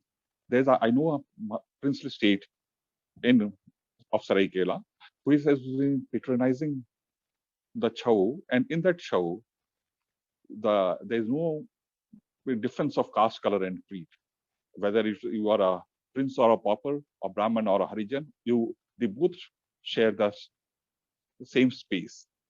The Sarikla show was presented on Netaji Bhavan, Calcutta, the present Netaji Bhavan, and Mahatma Gandhi saw this dance, and he was so impressed by the dancers of the Sarikela, and he said only very few words that to the Shavendra was the brother, a son of the late Maharaj, that you dance beautifully, and he was introduced to the other dancers. Then the Sarikala Chow was presented at Santiniketan in front of Rabindranath Tagore, because one of her poems, Vidya Obishap, was converted into a Sarikala ballet form of dance with Koch Devjani. He was so impressed that he felt that we still have a royalties that has been preserving this dance with their originality. They are not getting it diluted from anything changes. And later it was again on the request of Mrs. Sarojini Naidu, it was presented at York Road residence just prior to independence at Ms. Pandit Nehru's residence, where the foreign delegates came down to see the dance, though they want to showcase the Indian cultures to the other people. That is how the dance was presented there. And post-independence, my great-grandfather Maharaj was invited again to bring the Sarikala Chow at Red Fort when the Council General of UNESCO was there to present the Indian cultures, all those things. So, like other countries' royalties, they've been patronizing this form of art. So Indian also, the Sarikala Chow, is being patronized by the Sarikala royal family. And again, I said the difference is the royal family has not only the patronizers, they are the performers also. And in the year 1937, the Sarikala Chow, a 20-member troupe from the Sarikala Palace, they went to Europe and they performed in various parts of the Europe. And the Pannalal Ghosh was a great flute player, was a music director of that institution with the troupe. And Kumar Vijay Pratap Singh Deo was heading the troupe. Here, the age, the kids, they started learning from the age of 5, and we have the dancer who are around 80 plus also. They are also performing the dance. And in the Chow, not only the Chow, there is another thing that is attached with the annual Chaitra Parva that we still celebrated in the 17th century palace courtyard of Saraikela. The dance, it's a 3-day all-night dance, which the dancers perform all night. But the more important is the ritual attached to it also. The ritual peculiarity of the ritual is, as in India, there are a lot of different caste people stay in India. For my foreign friends, I would like to say that in India, all castes and there are subcastes and everything, but there are 13 of different caste people. They perform this ritual, and when the ritual starts, they go to the river. A ritual is taken place, and all these 13 bhoktas, they are called. They're all there. They come to one caste, that is a Shiv Gotra. They change their Gotra in usual Gotra, and for this ritual, they become the Shiv Gotra for this during the rituals. So people may be of all different caste and different people, but they become a Shiv Gotra for this ritual, and they perform this ritual from the Shiv temple in the Saraikela riverside. They come to the Ram temple inside the palace, and they go to the Shiv temple in another part. This continues for 13 days. So that is the very beauty of this thing. And just before the dance, there's a Jatra Ghat, which is a Shiv and Shakti dance, which they perform it. And because all this in the Chow, in the Indian dance, we make it that the Shiv is a cosmic dancer, and we all go through that part. And Shiv and Shakti, that is how the Chow is connected. And then we have the dances. We have for 3 nights, all night. The dance starts around 9 o'clock and continue till early morning, 4 o'clock. On the last day, it may continue till 5 o'clock also. So these are the very peculiarity which we still follow. And I request all my friends to be, whenever you come down to next time to India, make your plan such a way that this festival is held in the month of April. So you can come down to the Saraikela and be a part and see it on live shows in Saraikela. And because when I say, because again the thing is, we are having the Sri Kalapit. It was established in the year 1941 by my great-grandfather, and the whole aim was to start an institution where the students, the outsiders, they can come and learn this dance. They can stay, they can have a Guru Shishya Parampara, which was earlier there, even there. But since after the independence, there are a lot of constraints from the financial, from the government, a lot of the royalties, the source of incomes was freezed or something. Anyway, the present government, I request that they should release the funds for the right institution that has been running since centuries. There's a family traditions throughout India. Different type of culture and traditions are being followed, and Chau is one of them. The family which is attached to this family tradition, they should be honored and preserved. How to preserve this dance? And again, in Chau, you will see that they are not professional dancers. They are the amateurs. They are the what I could say, the retail shop vendor, tea shop owner, a potato seller, a vegetable seller, a barber. So, and these people, they have been doing this form of art since generation also. And that is how the locality has been attached to it. Previously, the gurus, they've been given a patronized by the royalties. They are giving lands so that they don't have to worry how to run their house, so that they can use their energy, the creativeness, for the promotion of the Chau. And still, till date, the Sri Kalapit has around 40 students, dancers. We try to encourage to form a mask, because mask is another important part. So they can learn a mask making. My wife, Rani Arunima Singh Dev, she has done her fashion designing. She is doing the costume design for the Saraikela Chau. So that is how the things are there. Because I think that by learning Chau, people should earn their livelihood also. Unless, because the main thing is the art and culture is a very traditional arts and culture. Because when we see the modern days, we see a lot of contemporary dances and all those things. The money is very much their side, not on the traditional side. But our whole aim is to by learning this traditional form of dance, they should earn their livelihood. Like whenever the shows are being performed they get a remuneration. By making the mask, they should get a remuneration, costumes, headgears, everything.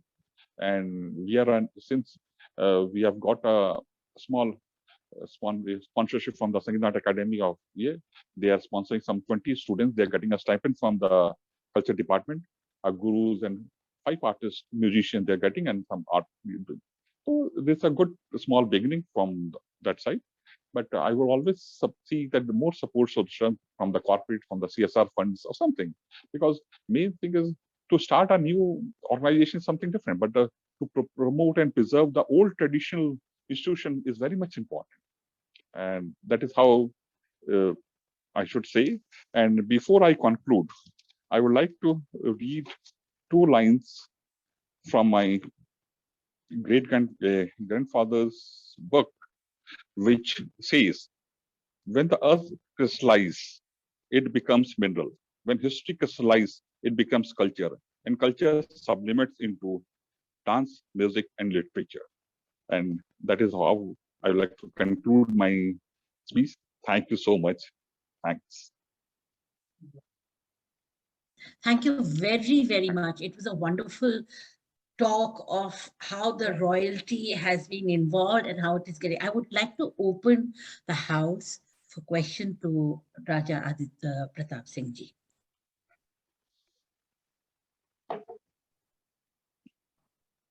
Hi, Gauri, is it okay if I go ahead? Yeah, any questions? Yes, Dr. Ponrat ji, please go ahead. Me? Yes.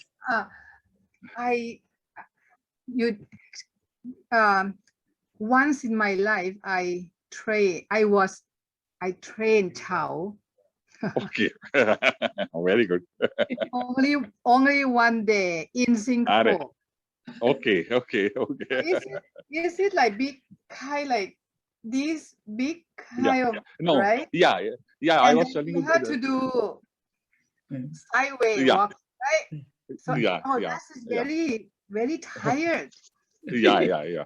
I It was very was tiring. do that. I said, and then like walk, and then do runs. Yeah, that is my experience. So I'm just with you. This is the Chow. Yeah. Need to be No, very no, strong. it is a very strong. It is a lot of physical exercise you perform. But anyway, you did it. It is. I could really appreciate you for doing this. We had a small video. If you want, we can play that. Yes, we Yeah. would like to see Please a show it so that 5-minute they. video. Yeah. That We will have a show you small how 5-minute video. Yes, I'll- please. Yeah. Yes, please.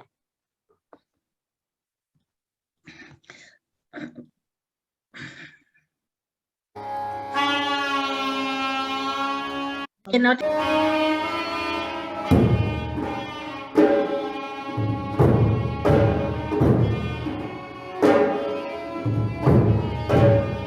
Cóมีเลยเพื่อนดูไหม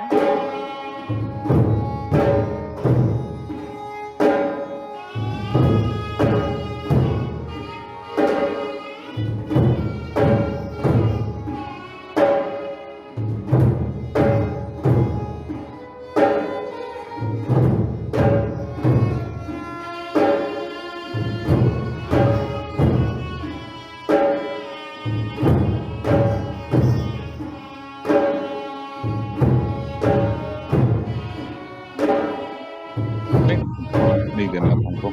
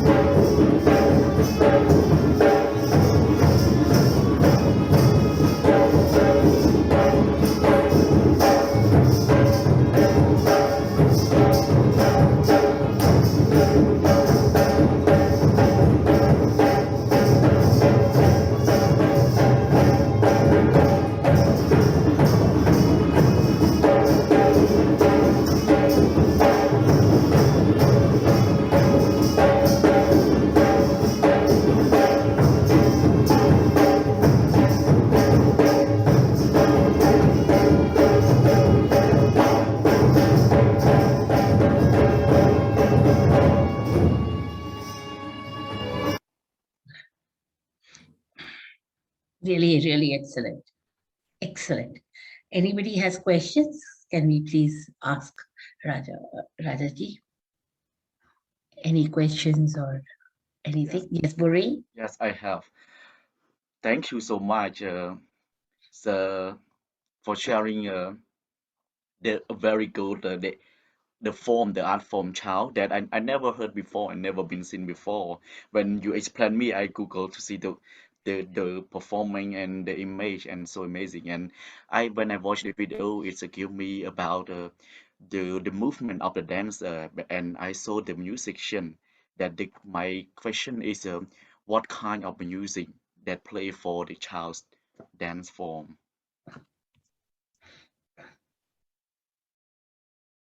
We cannot hear you.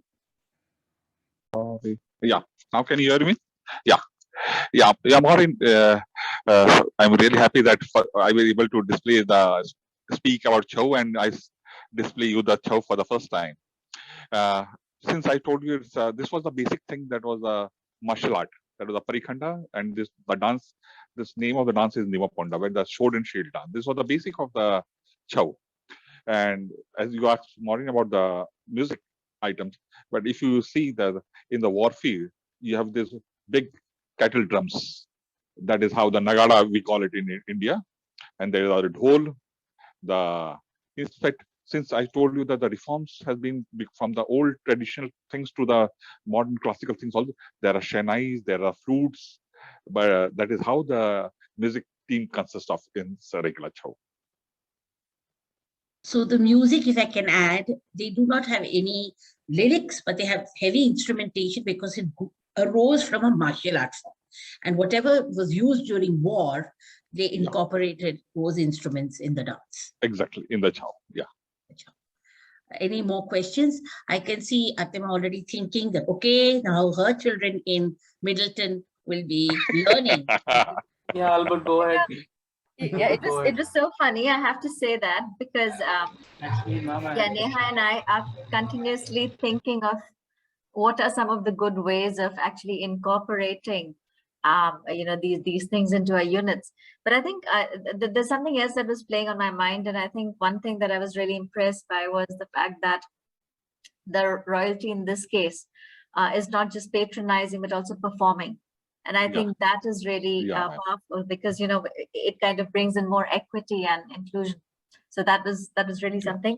And I'm also curious to know, one way of keeping an art form alive is definitely to have more patrons in terms of corporates and government sectors and all. Where do you think do you think the new generations of the families are more interested in keeping this tradition alive, or do you think it'll need some more external support as of now? Ma'am, as I told you, everything is now required about the employment and all these things. So that is what I told you, to learn and earn. That even like I was yesterday, today I missed that point, is like we are having the service sector, whether it's a government or a private sector. Like we have the sports quota or something. The artist quota should also be included in the job categories, so that can be a source of, you may use as a catalyst. The tradition families that have been there in the dance, but they are not following the dance form because they know that it's just for the sure pleasure, or because they're bound by their families, things are traditions, they are doing the dance.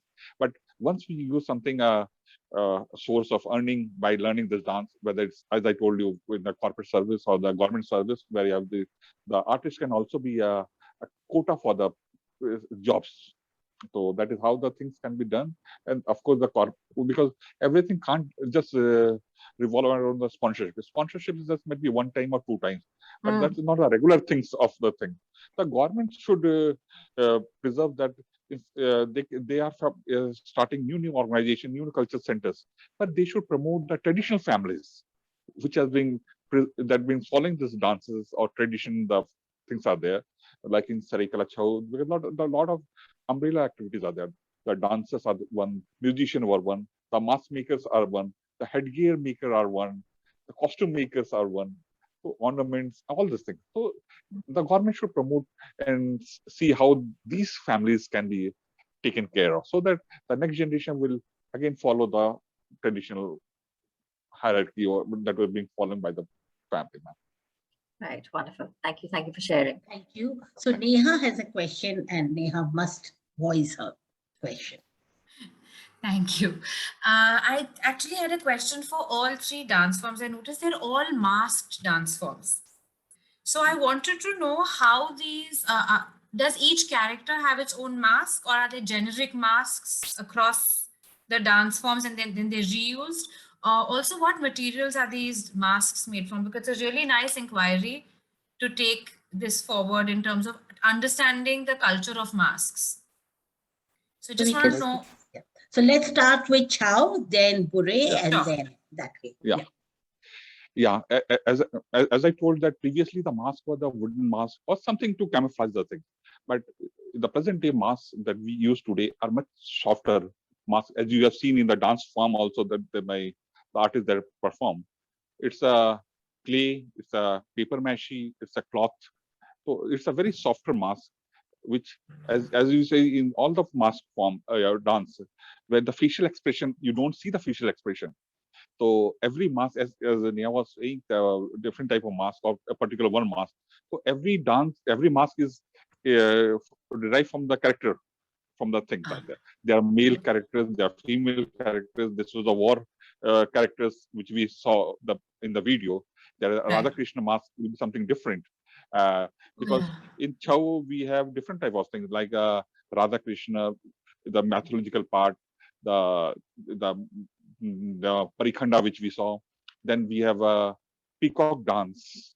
We have Sagar, the sea, the hunter. So every mask is as per their character, the mask is made.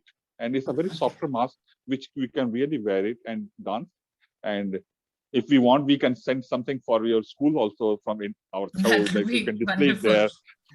So basically, they cannot be used for very long, like because they are made of soft material. They are made annually, and I think there's a particular community that specializes in making it out of paper mache and clay. So going over to Gouri. Gouri, can you please talk about your mask that you use? Sorry, can you repeat again about your question?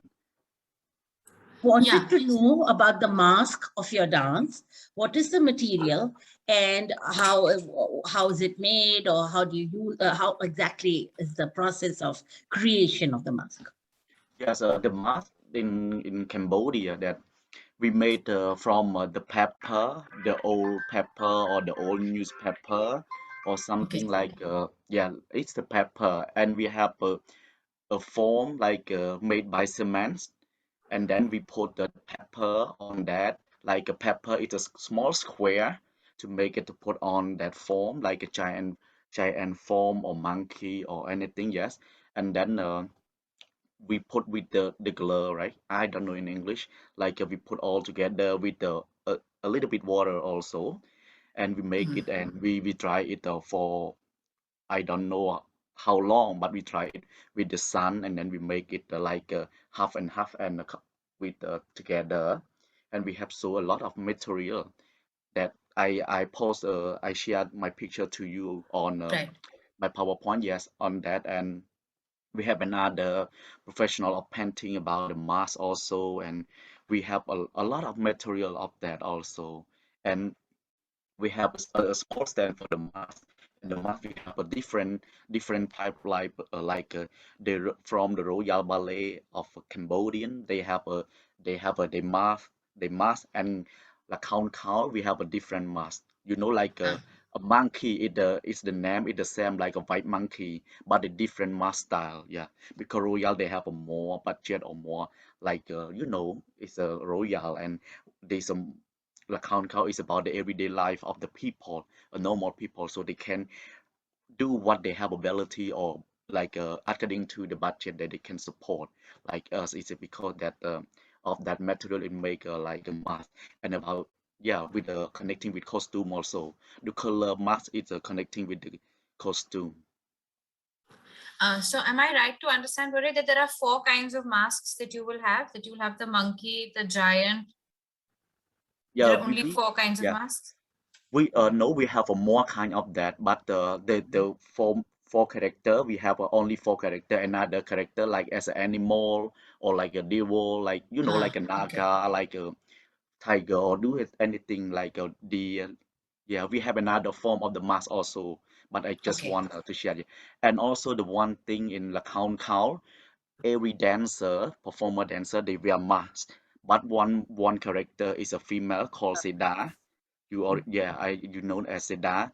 She not wear the mask, but she make up as like a mask also, like a white like a makeup, but similar mask. Okay. Just only Okay. one, yeah. Yeah. Okay. Thank you so So, much. over to Dr. Ponrat to talk about the mask. So actually, we are the same. Like we do by papier mâché, which is like paper, but different kind of paper, and then different craft. If you are the master of the craft, it take a long time, and it's not quick. It take months or nearly year in order to make its perfect form. So actually, it's up to who you ask to make your mask, or you went to buy it at the market. They had masks like that as well. But if you want to have a master of craft, that is a lot of time and a lot of money. Okay. And then Thailand has Thai cone is evolved so much. We used to be all male cast. Right now, since we become national form, then we had female in. Used to be all wear mask except Sita, but then we male. I mean all the how to call gods no mask. Yeah. No mask. Only monkey and giant do mask. Got it. But again, the revived one, they all do mask as well, except Sita as well. So actually, is remake, and also we also start all female mask dance, just like Kabek Oh. Boran, like the Lakhon Kabek Boran of Cambodia. So it's a revive because it used to be there, it's disappeared, then we make it back. That's nice. All right. Thank you for sharing. I So think wonderful. Albert has some Albert? question. Yes, Albert. Had some question. I think Albert is. Okay, I think never mind. We can continue. Never mind. So I think actually we have learned a lot. Just to conclude, it has been an extremely enriching learning. And we see so many commonalities, between India, Cambodia, Thailand. Of course, we can extend it to other countries. I'm sure Korea, and I'm sure Japan, I'm sure China. The entire belt is so strong and rich that we can interact with each other. It is my fondest wish to see this event being culminated in other discussions and to meet face on face. I'm sure by next year we will all be able, or within 2 years, we will all be able to travel. And we would love to meet each one of you in person. And Platform for Action in Creative Theatre, and I as the artistic director will leave no stone unturned to make sure that each participant is here in India to interact with each other. This is my only desire, to reach out to the indigenous forms of South Asia and the rest of the world. I thank each speaker for working so hard and giving their valuable time. I thank Ishang and IMEM Solutions, of course, Cambodian Living Arts Foundation, and Asia Europe Foundation for sponsoring us. Thank you once again, and we will always remain in touch. And thank you so much. Namaskar. Thank you, Gouri. Thank you. Namaskar. Thank you. Thank you so much. Thank you. Thank you, everybody. Thank you. Thank you, everyone. Thank you. Thanks.